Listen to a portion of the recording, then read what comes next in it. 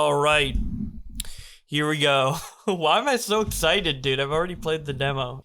Hello, everybody. Welcome to my Let's Play of Pikmin 4, 10 years in the making. So, when Pikmin 3 came out, I was doing Let's Plays on YouTube, which are basically gameplay playthroughs. I'm sure most people knew that by now, since Let's Plays were such a big thing back in the early 2010s.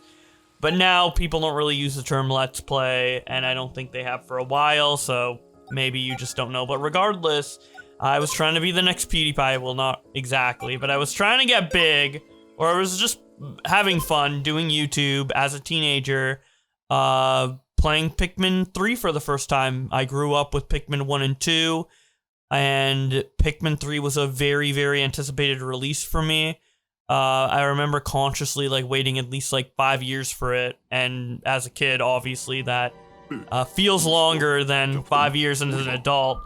But I became a Pikmin fan maybe 2005, 2006, or something like that. I definitely know I played Pikmin 2 before I played Pikmin 1. And then I was waiting diligently for Pikmin 3 to the point where there was this deal at GameStop where if you pre-ordered the game, the digital version of Pikmin 3 at GameStop, you could play it a day early, which was July 14th instead of July 15th. And fun fact, yesterday, I'm recording this on the 16th, but yesterday was the 10th anniversary of Pikmin 3, which is insane to think about. But I did play that game right when it came out and Let's Played it.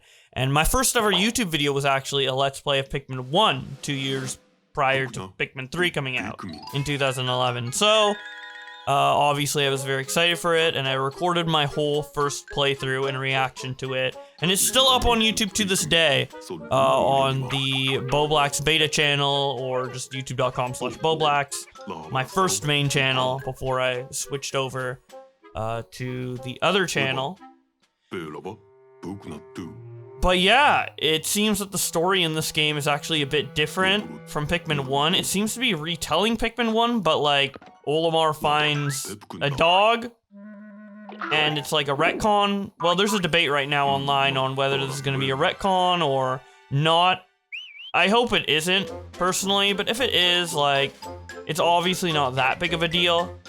But I just want, elements from Pikmin, or story elements from Pikmin 2 and 3, more so 2, to maybe, come back or be acknowledged in some way in this game, in a significant way. Oh, the president's mad because he wants money and you didn't get him enough last time, even though you got him, a fucking 200k Pokos by the end of Pikmin 2 when he 100% it. Or, I don't know, we keep exploring Louie's story or whatever. But honestly, the Pikmin games, the stories aren't deep enough to matter from game to game. So, I mean, Pikmin 3 was basically not even a true sequel to the other one story-wise. We were following completely different characters, so yeah, I don't know. Holy shit, I've been talking a lot. I just love Pikmin, dude. Yeah. Obviously I love Pikmin. So I was initially gonna record this as soon as, well, I assumed Pikmin 4, just like every other Nintendo major release recently, would, leak the, raw Switch file onto the internet before the game releases so I could, put it into my hacked Switch and play it early. And I was gonna record all of it, through that, but this game... Ooh, I probably shouldn't have skipped that if I'm gonna do... Oh no, it's not a proper Let's Play playthrough. Oh no, I skipped it. It shouldn't really be that big of a deal. But I do want people to read what's on screen if they want. I don't know why, dude. I'm using old Let's Play rules. I really don't need to. But, I don't know. It's just the tradition, man. This is definitely not being made for, views or anything like that, or money. I don't even care if 0 people watch this, man. I'm just, having this for me. It's like a scrapbook or something. I don't know, where were you when you first played Pikmin? Pikmin means a lot to me. It might be nerdy, whatever, it's a fucking video game, but Dude, these games are literally coming around once a decade. And I was going to continue what I was going to say earlier, but I completely forgot what it was. Luckily, this is recorded, so I could go back, and in editing, I can, like, put text on screen, maybe finishing my thought. I don't really know. Anyway,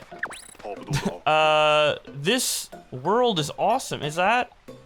Now, we can't actually go over there yet. I'm hoping we can later in the game, but, like, there's an entire kitchen over there, and it just fucking looks great, man.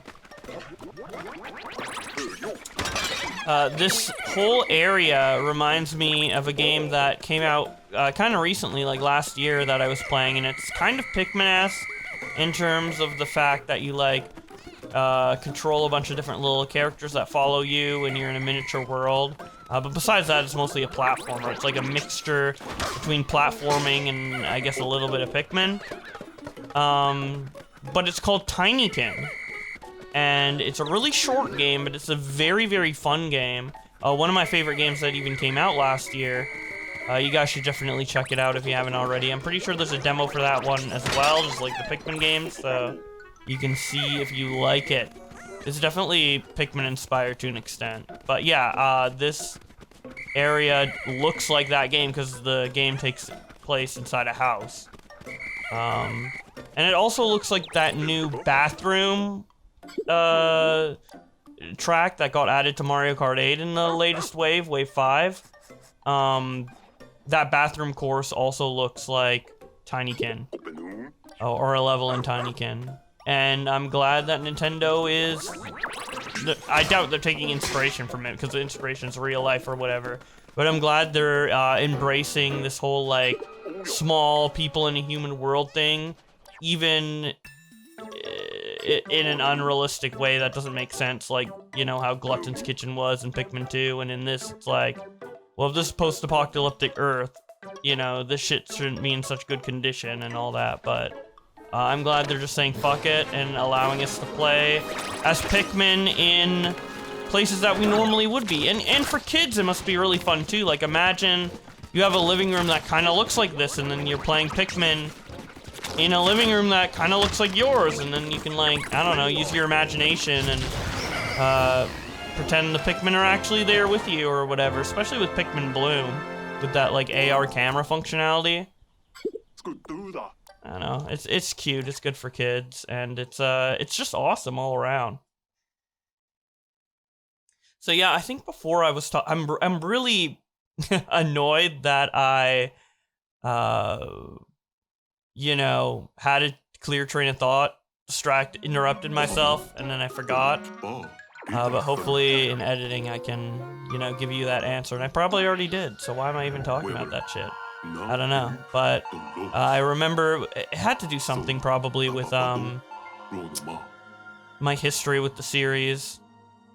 Anyways, I actually made a video when I thought Pikmin 4 was close to completion in 2015, because there was that article where Miyamoto was like, it's close to completion, and then obviously something happened to where it wasn't, and it came out 7 years later. But in 2015, I thought Pikmin 4 would be announced like any day at that point, so I rushed out a video that was like 15 things I want to see in Pikmin 4. And I haven't looked back at that list yet. I might do like a reaction video to it after I played through the whole game, because obviously we know certain things about the game now before it's released, so I could probably confirm or deny some of the wishes in that video, but until I play the full game, I won't know if everything comes true or not. So I could look back at that, and but I'm pretty sure that a lot of elements or wishes that were in that video did come true, because just by the fact that I am more excited and more pleased with the outcome of this game so far than Pikmin 3, because the changes between Pikmin 2 and Pikmin 3 were a lot different than, let's say, 4 to 3. Well, okay, that doesn't make sense. I'll explain a little further after we do the character creator, and I want to do, speaking of Pikmin 3, I'm trying to recreate a character that was going to be in Pikmin 3, but ended up not being in it. It was gonna be a fourth captain, because there's this concept art, and I'll show it on screen right now. And you can see that there's the beta versions of Alf, Brittany, and Charlie as characters A, B, C, and character D never got used. But the name got used. It was reused for the SS Drake, the ship that the Copites used in Pikmin 3. So character D still lived on in name only, but the actual character never made it in. But in Pikmin 4, you can create your own. So we're adding character D back. Yeah. Fucking awesome. And I mean, it's cool because I also like the color purple. Purple Pikmin are my favorite because, not just because they're OP, but because of their color, purple. I love purple. So, speaking of purple Pikmin, they're back in this game, and they're going to be pretty similar to how they were in Pikmin 2. And what I like about Pikmin 4 more going into it than Pikmin 3 is that I feel like a lot of the stuff that they excluded from Pikmin 3 that was in Pikmin 2 that I liked a lot, they're kind of adding back and making it more balanced. Because obviously Pikmin 2, it is my favorite game, but it is a little messy. And I do get why people have issues with the caves and everything like that. They're definitely super brutal. There's a lot of bullshit moments in them, and the gameplay is pretty fundamentally different from the main thing the Pikmin series is focused on with Pikmin 2 and 3, which is multitasking and puzzle solving, whereas Pikmin 2 is just a different type of strategy where it's more resource management and trying to make sure you do things carefully so that the Pikmin, you don't lose the Pikmin in the caves because you can't replenish them. So it's just a different type of strategy than what the Pikmin series is really known for. I like both types. Maybe, honestly, the multitasking and puzzle stuff a little more. I feel like, but no, I really do love the combat in Pikmin 2 as well. So I love both of them, but I get why people would only love one or the other. Although I never really see people say, like, I love Pikmin 2, but I hate Pikmin 1 and 3. It's usually, they either like Pikmin 2 the best, and they still like 1 and 3, or they like 1 and 3 the best, and they hate Pikmin 2. Maybe us Pikmin 2 fans are just more accepting of different playstyles. Well, we're definitely more tolerant because of all the fucking bullshit the caves throw at us. But I'm glad that they brought back a lot of aspects from Pikmin 2 in Pikmin 4, but they seem to be taking out the jankiness or the bullshit of it. Like, I can't imagine, like, a bomb falling from the sky or a ball bear falling from the sky in this game and fucking me over. Or at least, you know, in a way that isn't telegraphed. You know, maybe there'll be a shadow and it'll be like, doo, and there'll be, like, a sound effect and you can tell they're coming down. I doubt there's, like, gonna be as many bullshit moments as there were in, like, Pikmin 2 in the cave system. And we can already kind of see that by the caves not being randomly generated anymore. They're all going to be custom, handmade design. And I think because of that, there's gonna be a lot less jank and a lot less awkwardness. And I expect that to kind of persist in the combat issues and other issues of Pikmin 2 as well. So I'm glad that instead of just like throwing away the ideas like they did in Pikmin 3, they are actually kind of expanding on them and refining them and trying to work them into the game in a way that actually complements it or whatever. It seems like this honestly feels like the Smash Ultimate of Pikmin. Every type's coming back. Every, like, concept from every Pikmin game, every, like, major concept seems to be coming back in some way. I really can't see, like, Pikmin 2 fans or Pikmin 1 fans or Pikmin 3 fans coming into this game and being like, well, they didn't have that thing that I really liked in Pikmin 1, 2, or 3. So it's kind of disappointing in that regard, like, from their perspective. Like, I doubt that's gonna happen. I doubt they're gonna be disappointed because of a lack of representation from one of their favorite elements in the previous games. Although, I can see people maybe being upset, like hardcore Pikmin 3 fans maybe being upset that there's only 2 playable captains, essentially, with Ochi and your custom character, instead of the 3 playable characters, because you can't multitask as much. But, honestly, this might hurt some Pikmin 3 fans' feelings. They might agree, though. I think Pikmin 3 is best for its side modes, Mission Mode and Bingo Battle. And those are coming back in Pikmin 4. Not exactly Bingo Battle, but, you know, something similar enough, the Dandori battles. But they are actually being integrated into the story as well. So, the, like, Mission Mode, it's actually part of the story and helps lengthen it, because it's a Dandori challenge that you can jump into. And, same with the Dandori battles. Which I think is really cool because there's so much robust side content in Pikmin 3, but everyone just mainly plays Pikmin to play the main story mode and then usually like skips over the side modes. So the fact that they're adding it into the story in order to get people to kind of like try them, just, you know, through going through the story, really helps a lot. And helps show some gameplay of Pikmin that people might have not seen because they were not looking at the side modes. So I am really happy with what they did. It's like best of all worlds. It's like you have you know, Pikmin 2 caves coming back, the enemy variety coming back, the purples and whites at the power level that they originally were. But we still have rock Pikmin, we still have winged Pikmin, we have the Dandori challenges, which are like the mission modes from Pikmin 3, not from Pikmin 2. Challenge mode in Pikmin 2, as much as I like Pikmin 2, challenge mode in Pikmin 2, and even Pikmin 1, pale in comparison to Pikmin 3, so I'm glad they kind of carried over stuff from Pikmin 3 in regards to that rather than 1 and 2. So we have that, and then the Dandori battle, I mean, I guess it's more similar to Pikmin 3. It's kind of also similar to Pikmin 2's battle mode, though. But, yeah, and then obviously, like, the smoothness of the controls, the graphics, all that carries over from Pikmin 3 as well, as it naturally would, but, you know, basically this game is the Smash Ultimate of Pikmin because I feel like it incorporates all of the elements people love from the first 3 Pikmin games and combines it into one. So yeah, and even Pikmin 1 is going to have some representation because in the gameplay menu, we might be able to actually get to it after this cutscene. You can see that there is going to be a new mode where Olimar gets all of the ship parts. 30 ship parts, and I believe 15 days this time. So we're even gonna get that back. Even though it won't be like an HD remake of it or anything, it'll just be the same premise and goal, but still. It's really cool. Let's see if we can get to it. It's in gameplay guide.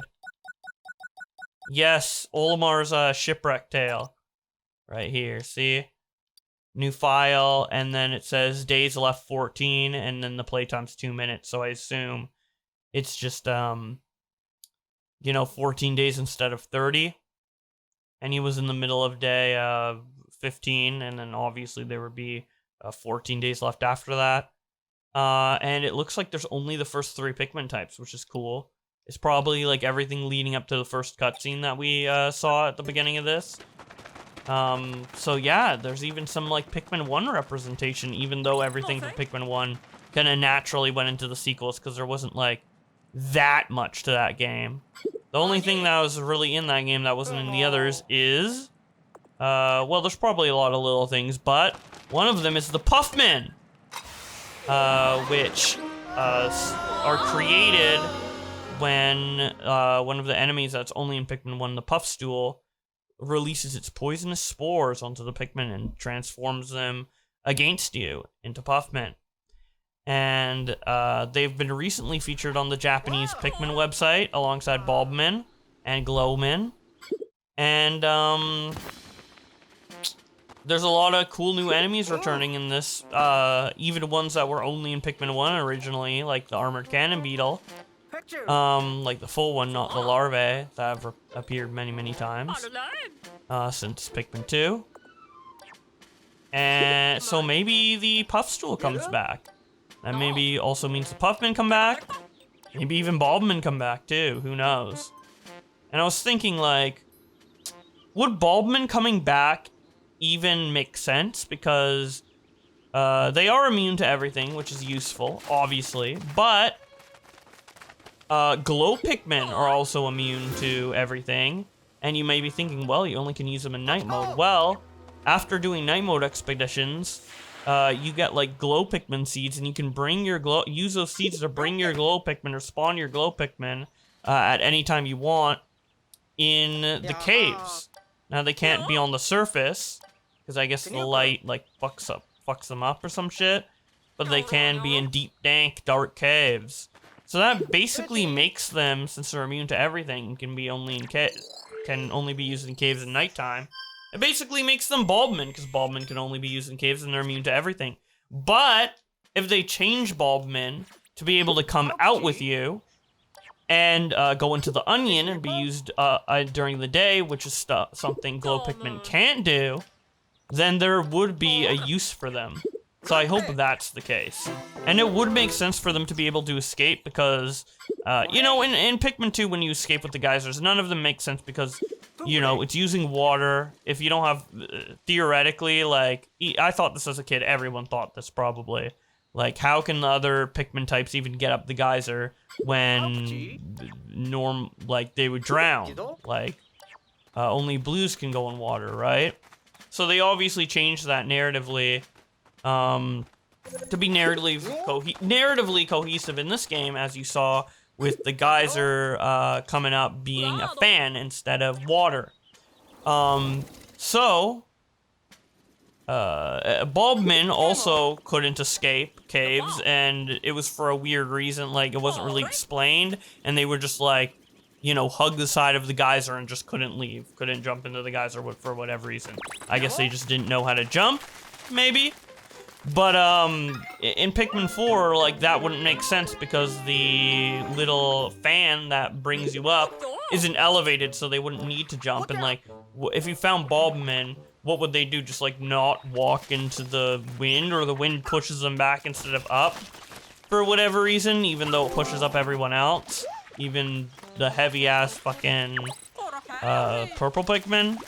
Doesn't make sense. So, I think it would make sense for them to come up out of the cave, and it would give them a usefulness that the glow Pikmin don't necessarily have, which is important because the glow Pikmin would essentially, or they essentially replace Bulbmin as of what we know right now, assuming Bulbmin aren't in the game and work as I said. So hopefully that would be the case, and that would be interesting because you only can have 3 different types of Pikmin with you in this game. And that kind of limits your options with hazards you come across, because there's more than 3 different hazards. So let's say the types you want to bring are red, yellow, blue, but then there's some poison. Oh no. Now there's a hazard that you can't deal with. But if one of those slots are taken up by a Bulbmin, it could help you be able to deal with hazards at any time, which would be super useful given the new limitation, especially above ground. So that's what I hope Bulbmin do, and then probably like the perfect loadout if you had enough, because Bulbmin are probably going to be rare. You could, in my theory, you can store them in the onion and all that, but you know you can't reproduce them. You know, above ground with an onion or anything like that. So, it would be limited to, you know, how many Bulbmin the developers want to put in caves or whatever. So there would be a limited amount, so this wouldn't be easy to do. But the best combo with this theoretical Bulbmin idea that I'm proposing, to like walk around in the overworld, assuming you had a limited amount of every type of Pikmin, maybe the best combo would be like Bulbmin, purple Pikmin, winged Pikmin? Because purple Pikmin, really good in combat, obviously have abilities that Bobman don't have. You know, with being heavy and all that. Bobman can essentially replace all of the hazard Pikmin. And Pikmin that need to go into water, so that replaces, you know, that covers ice and blue Pikmin. But they can't fly. And then obviously, I guess they wouldn't be able to break crystal either. So, I guess that wouldn't be the ultimate combo. I don't think there could be an ultimate combo. Unless a lot of things don't require winged Pikmin, and winged Pikmin are more of an optional thing. I don't know. It's like, I can't imagine Bobman would be able to break crystal. So, yeah, maybe the best combo would be like rock, Bobman, winged Pikmin. But then if there's anything that needs like extra Pikmin carrying power, extra like weight, like a bag, you would need purple Pikmin. So I guess there would be no ultimate combo. If only you could have 4 out at a time. But yeah, even having Bobman would help a lot with that, overcoming that limitation. And honestly, like that might like suck, like, oh, Bobman only useful because now there's a new limitation. But I actually don't mind the 3 Pikmin type limit, and I actually think it's great because then it enables more types to be used in the game. Because if you could use all types simultaneously, then there'd just be too little of each group of Pikmin with the 100 limit. Unless they wanted to expand the limit past 100, which I am hoping they do. I forgot what I was gonna say. Fuck, dude. I was on such a roll, too. Oh yeah, I like the new type limit because it allows there to be more types, and I'm not worried about it because the game is designed around it. Like, I don't really think there's gonna be that many tedious moments where it's like, oh, I don't have that type of Pikmin out, better, like, go back to the onion. And even if that does happen, like, the onion isn't as far away anymore. Like, in Pikmin 2 or Pikmin 3, where the areas are, like, really big. Pikmin 1, it's not that bad because the areas are smaller, at least feel smaller, or are easier to traverse. But with Pikmin 2 and 3, like, sometimes the base is really far away. And it's like, if you were limited to a certain amount of types in that game, it'd be really annoying to go back to the onion all the time to switch them out.